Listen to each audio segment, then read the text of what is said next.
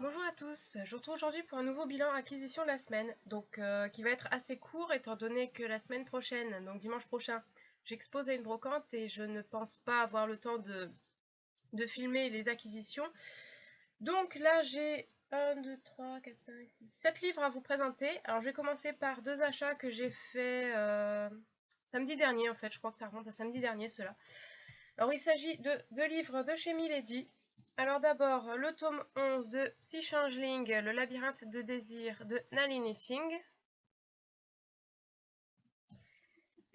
Et le tome 2 de Dragon Fury, Furie de glace de Corinne Callahan.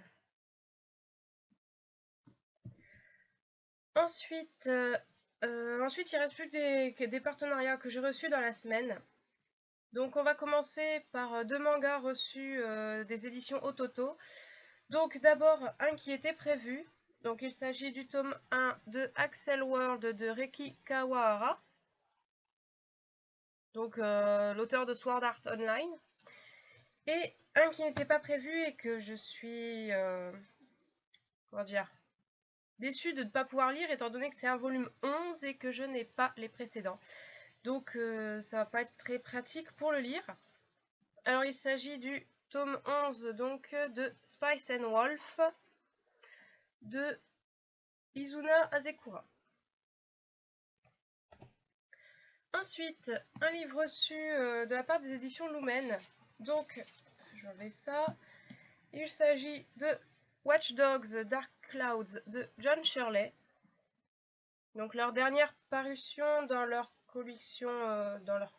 collection, je sais plus si c'est gaming ou gamers. Enfin bref, les livres qui sont en rapport avec les jeux vidéo. Ensuite, un roman qui m'a été gentiment proposé par l'auteur. Donc il s'agit de Iris, le tome 1, le sourire 34 de D.L. Hannibal. Donc là c'est la version parue chez Bookelis, mais ça a été repris chez Sudaren Édition.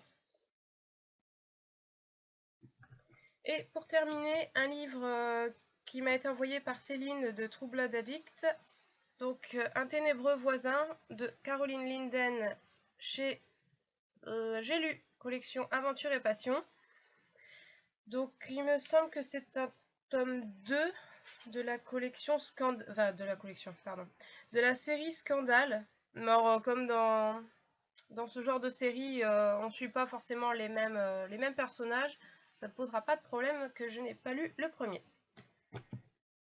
Et bien voilà, c'est déjà tout pour cette semaine et je vous retrouve donc dès que possible pour un nouveau bilan.